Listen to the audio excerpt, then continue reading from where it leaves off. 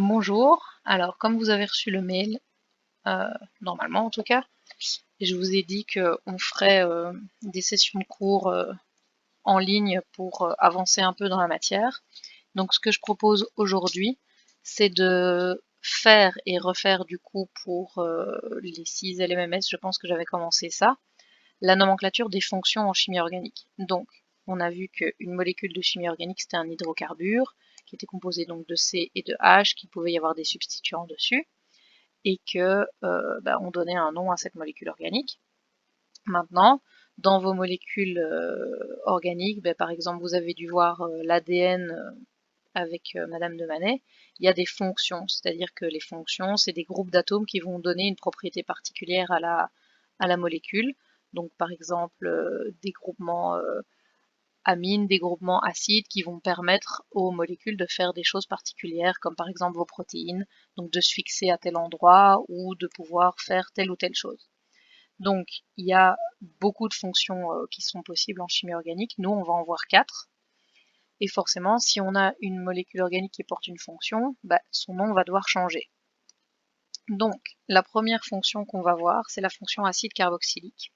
C'est par exemple quand on a une molécule de chimie organique, donc prenons par exemple un butane, 1, 2, 3, 4, sur laquelle on a un O et un OH qui vont venir se greffer.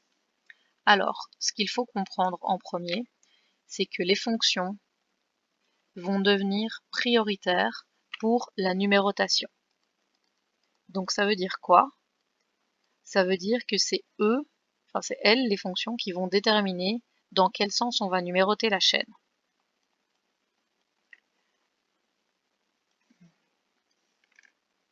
Je m'explique. Si par exemple on a une chaîne, donc comme celle-ci, avec le petit butane, avec ici par exemple un groupement amino et ici par exemple un Cl, en temps normal pour numéroter cette chaîne, on aurait fait 1 plus 3 ou 2 plus 4. Ici, c'est la fonction qui va devoir être sur le carbone qui a le plus petit numéro possible. Ce qui veut dire que en gros, je peux numéroter dans deux sens, 1, 2, 3, 4, 1, 2, 3, 4, et que je dois prendre la numérotation qui permet d'amener cette fonction sur le carbone qui a le plus petit numéro possible. Donc ici, vous regardez, forcément, c'est le carbone numéro 1 parce que 1 est plus petit que 4. Ça veut dire que pour un acide carboxylique, eh bien, il va d'office définir le carbone numéro 1. Pourquoi? Parce que si vous regardez, pour être un acide carboxylique, il faut un oxygène doublement lié et un OH, ce qui me fait 3 liaisons.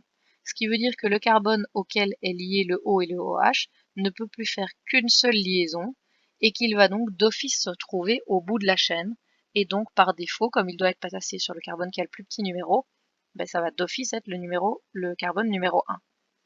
Alors, le nom de cette molécule, ça va être le nom qu'elle aurait eu en temps normal. Donc en temps normal, ça aurait été un butane, parce que 4 carbones. Et en fait, ce qu'on va faire, c'est qu'on va enlever le E, donc on barre le E, et on rajoute OIC à la fin. Ce qui veut dire que ici, ça va me donner butane, j'enlève le E, butanoïque. Dans le cas de l'acide, on va rajouter un petit acide devant. Et entre les deux, ici, entre le terme acide et le butanoïque, on met toutes les ramifications ou les substituants. Il manque un mot, toutes les. Ici, par exemple, on va mettre acide. J'ai par ordre alphabétique du 2 amino et du 4 chlorobutanoïque. Et ça, c'est le nom de cette molécule-ci. N'oubliez pas il manque des H, donc là, il fallait 2 hydrogènes. Là, il en faut 2 et là, il en faut 1. Donc cette molécule-là, ça s'appelle de l'acide, 2 amino, 4 chlorobutanoïque. Première fonction, acide carboxylique. Deuxième fonction, attention, il ne faut pas les confondre parce que ça se ressemble fort, c'est aussi en bout de chaîne, mais à la place d'avoir un OH, j'ai un OH. Donc si ce OH, c'est une fonction aldéhyde, vient se mettre sur une chaîne, par exemple comme ça, sur laquelle j'aurai un Cl, un NH2 et un deuxième Cl, par exemple, le carbone numéro 1 est défini par la position de la fonction, vu qu'il doit être le plus petit possible, que dans un sens il est 1 et que dans l'autre sens il va être 5. Alors, le nom de cette molécule, c'est le nom qu'elle aurait eu en temps normal. 1, 2, 3, 4, 5, ça aurait été du pentane. J'enlève le E et je rajoute al, pentanal. Al et j'enlève le E. Et juste avant ce pentanal, je vais venir dire que c'est du 1, 2, 3 amino, 2,4 dichloropenthanal. Donc cette molécule-ci, il manque les H, vous les compléterez, 3 amino, 2,4 dichloropenthanal. Ça c'est pour les aldéhydes. Alors, une cétone c'est un carbone sur laquelle, enfin une chaîne de carbone sur laquelle à un endroit il y a un O doublement lié. Ce qui veut dire que je peux avoir une chaîne d'un côté et une chaîne de l'autre. Par exemple, j'ai un CH3 ici. Ça veut dire que ici, pour les cétones, je vais devoir faire attention à la position de la cétone. Pourquoi? Parce que autant l'aldéhyde et l'acide carboxylique étaient d'office à l'extrémité de la chaîne et donc définissaient le carbone numéro 1, autant ici mon O, doublement lié, il peut être sur le premier, le deuxième, le troisième, le quatrième. Donc ça veut dire que je vais devoir indiquer dans le nom quelle est la position de ce O doublement lié. Le nom d'une cétone, c'est le nom qu'aurait eu la chaîne en temps normal. Donc en temps normal, j'ai 1, 2, 3, 4, 5. C'est de nouveau un pentane. J'enlève le E. Je rajoute one pour le fait que ce soit une cétone. Donc ce machin-là va s'appeler one. Mais je dois mettre la position et je dois m'arranger pour que cette position soit sur le carbone le plus petit possible. 1, 2 dans ce sens-là. 1, 2, 3, 4 dans ce sens-là. Donc c'est du pentane. 2, one. Avant ce nom va venir se mettre tout ce qui se greffe dessus. Donc j'ai du 1, 2, 3, 4 amino, 3,5 dichloropentane 2 one. Pour l'alcool, c'est la même chose, je dois aussi faire attention à la position. J'ai un C quelque part avec, cette fois, un OH qui est greffé sur ma molécule. Je peux avoir toutes sortes d'autres choses, donc je peux aussi avoir on va changer un peu, on va mettre du BR, un autre BR, et on va mettre par exemple un CH3, ça fait longtemps qu'on n'a plus travaillé avec des méthyles. On complète tous les hydrogènes qu'il devrait y avoir. Alors, le nom, donc le one c'était un one et j'ai enlevé le E. Pour l'alcool, c'est une terminaison ol avec toujours élision du E final.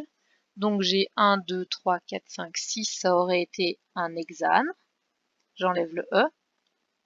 Je mets ol pour le fait que ce soit un OH et je dois préciser la position. Dans ce sens-là, il est en 1, 2, 3. Dans ce sens-là, 1, 2, 3, 4. 3 étant plus petit que 4, je vais prendre cette numérotation-ci.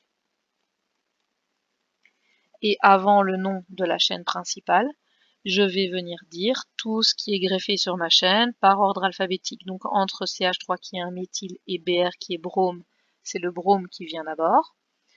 Donc j'ai du 5,6 dibromo et du 2-méthyl hexane 3-ol. Ça, c'est le nom des fonctions. Donc, si j'ai une fonction sur ma chaîne. Maintenant, il peut y avoir plusieurs fonctions dans une molécule et il peut y avoir plusieurs fois la même fonction ou plusieurs fonctions différentes. Alors, s'il y a plusieurs fois la même fonction, eh bien, la chaîne va s'appeler avec un petit di. C'est-à-dire que si j'ai deux acides carboxyliques aux deux extrémités, je vais m'appeler acide, blablabla, butane, dioïque. Si j'ai deux aldéhydes, ce sera dial. Si j'ai deux cétones, ce sera dione, précédé des deux numéros. Et si j'ai deux alcools, ce sera diol, précédé des deux numéros, ou trione ou triol, s'il y en a plusieurs. Maintenant, s'il y en a plusieurs qui ne sont pas les mêmes, eh bien, il va y avoir un problème parce que vous ne pouvez pas appeler une chaîne principale en même temps oïque et en même temps al, par exemple. Donc, ce qui va se passer, c'est que les fonctions vont garder le nom de la fonction qui est prioritaire. Et les fonctions qui sont non prioritaires vont changer de nom. Ça veut dire quoi? Ça veut dire que ici, dans la colonne, donc sur le côté, il va y avoir un changement de nom pour les fonctions non prioritaires. Alors déjà, comment savoir si la fonction est prioritaire? Eh bien, j'ai classé les fonctions par ordre de priorité. Donc l'acide carboxylique est prioritaire sur tout le monde. Donc en gros, à partir du moment où j'ai un acide carboxylique dans ma fonction, enfin dans ma molécule, le nom de ma molécule sera d'office acide OIC. Si j'ai un acide carboxylique et un aldéhyde, bien, le nom de la chaîne principale va être acide carboxylique, donc ça va être un acide clac clac clac clac clac OIC, et l'aldéhyde qui va se trouver de l'autre côté par exemple va changer de nom et va se retrouver à s'appeler formyle. Qu'est-ce qu'on fait avec ce formyle? Eh bien, on le classe exactement comme toutes les autres ramifications et substituants. Donc ça veut dire que si on adapte ici et que par exemple j'enlève le Cl et le CH2 et que j'ai un O et un H ici, cette fonction-ci va être un formyle et je vais passer le formyle à côté du chloro. Bon, le chloro a disparu parce que lui ne peut plus être là en même temps que le formyle, mais vous voyez l'idée. Donc en gros, la fonction non prioritaire change de nom et se classe au milieu de toutes les ramifications, comme l'aurait fait un bête substituant. L'acétone, ça s'appelle oxo quand ce n'est pas prioritaire, et l'alcool, ça s'appelle un groupement hydroxy quand c'est pas prioritaire. Donc, basé là-dessus, si on a une molécule avec plusieurs fonctions, on va en faire une maintenant. Donc,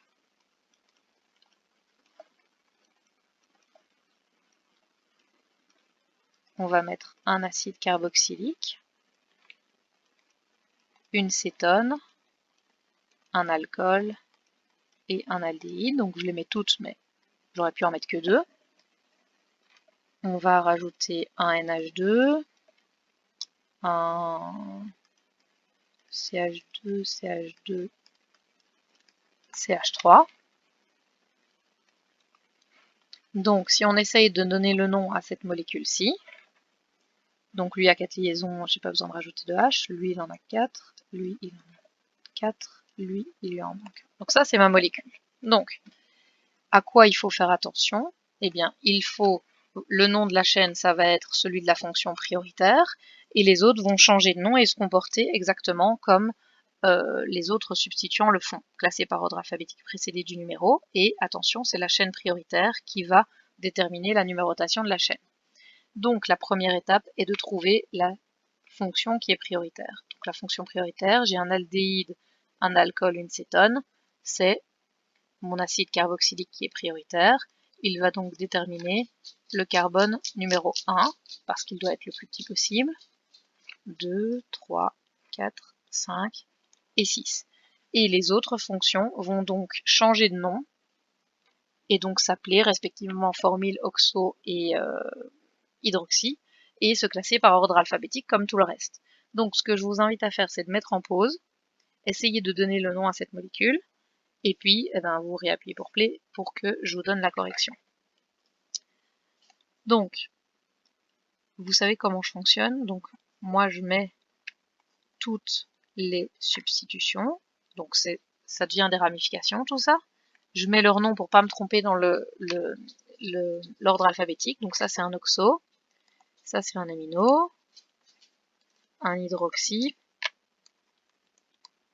un formyle, et 1, 2, 3, un propyle.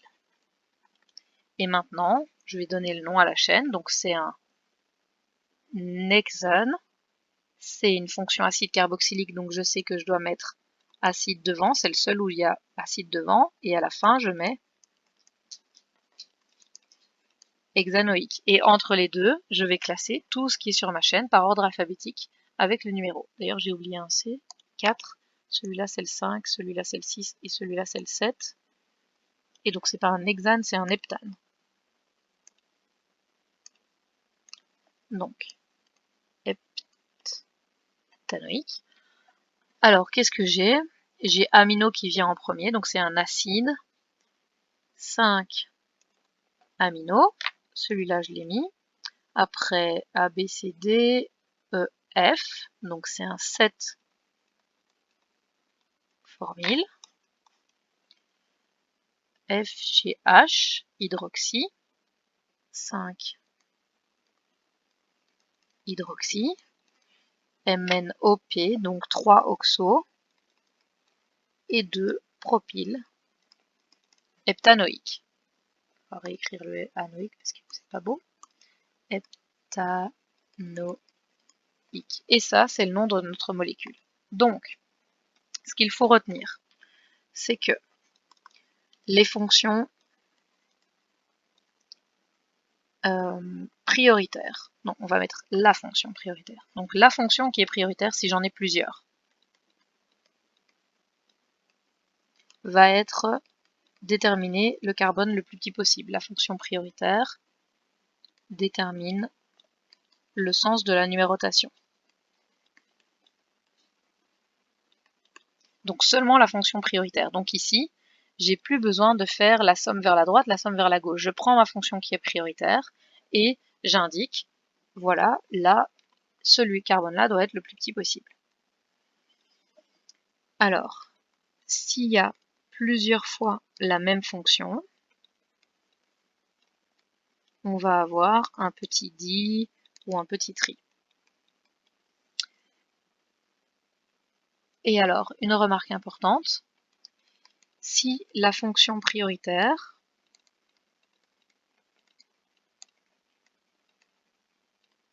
ne permet pas de trouver une numérotation,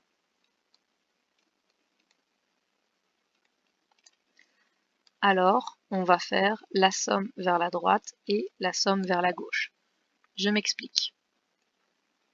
Exemple, si j'ai 1, 2, 5, 1 O, 1 H, un Cl par exemple, et un NH2. Voilà, donc j'ai cette molécule-là. Donc j'ai mis deux fonctions, je dois donc trouver la prioritaire pour avoir celle qui va déterminer la numérotation.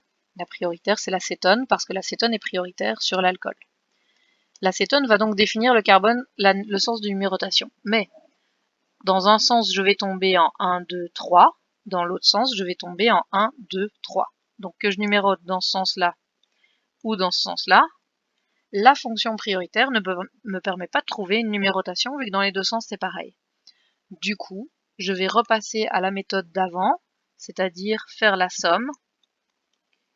La somme vers la droite, j'ai 1, plus 3, plus 2, non, plus 4, plus 5. Ça fait 9, 10, 13. Et dans l'autre sens, 1, 2, 3, 4, 5. Donc si je numérote en partant de là, j'ai 1, plus 2, plus 3, plus 5. Ça fait 8, 10, 11. 11 est plus petit, donc je vais garder la numérotation verte. Alors même chose que tout à l'heure. Faites le nom de cette molécule-là, donc mettez en pause, faites le nom et puis vérifiez. Donc 1, 2, 3, 4, 5, j'ai un pentane. C'est un pentane 3 one pour la fonction prioritaire. Ce substituant-là, c'est un amino. Celui-là, c'est un chloro. Celui-là a changé de nom parce qu'il n'est pas prioritaire, donc c'est un hydroxy. Je classe tout ça par ordre alphabétique. J'ai un 1 amino, 5 chloro, 2 hydroxy, pentane 3 one. Et ça, c'est le nom de ma molécule. Alors, je vais vous en mettre une dernière pour que vous vous entraîniez. Alors, il va de soi que la fonction doit être portée par votre chaîne principale.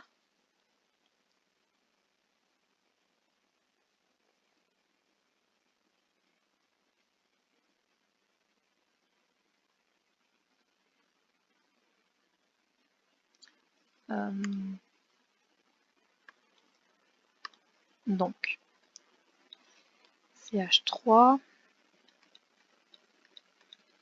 une cétone,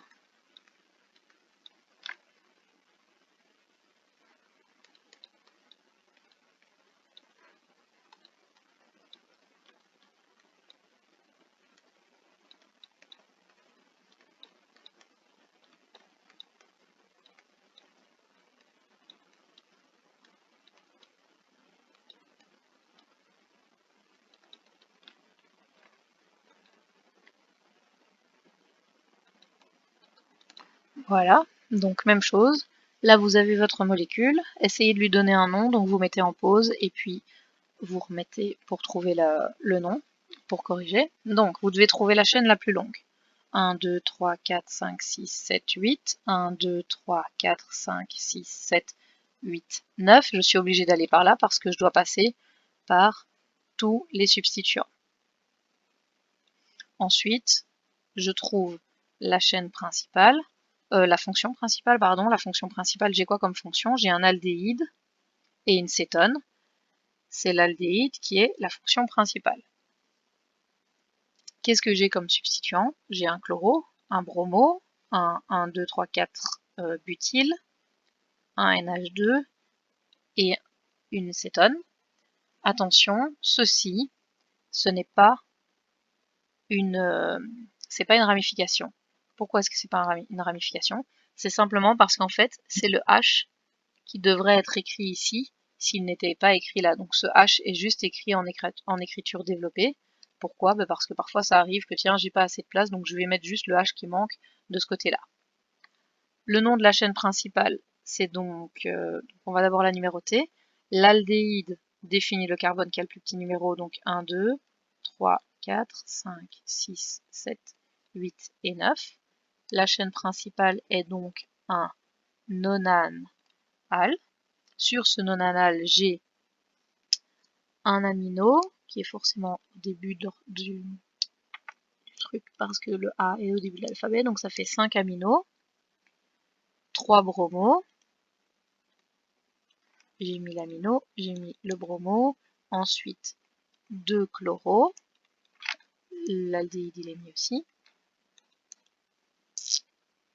Il me reste l'acétone qui est devenue oxo parce qu'elle n'est pas prioritaire, et 1, 2, 3, 4, un butyl parce qu'il y a 4 carbones. Donc voilà, vous voyez, du coup, à force de ne pas les écrire au tout début comme je vous dis de faire, j'ai oublié le butyl. Donc MNOP, QRST, UV, donc le R est d'abord, donc bromo est d'abord, et puis j'ai un 4 butyl, donc lui est mis, et puis j'ai un 2 chloro, et enfin j'ai un 8 oxo-nonanal, ça c'est le nom de votre molécule. Donc voilà, ça termine donc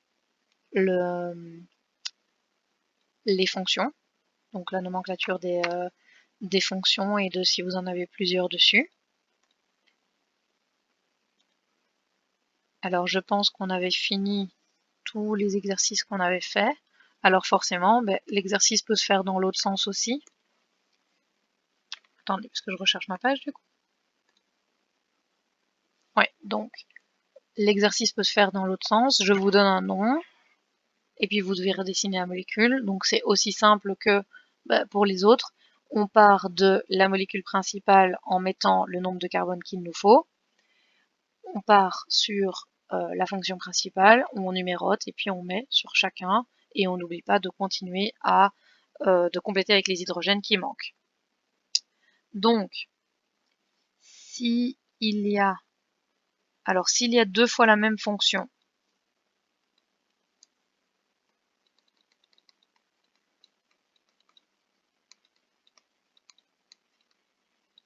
alors pour les acides, ça va être acide dioïque. Pour les aldéhydes, ce sera dial.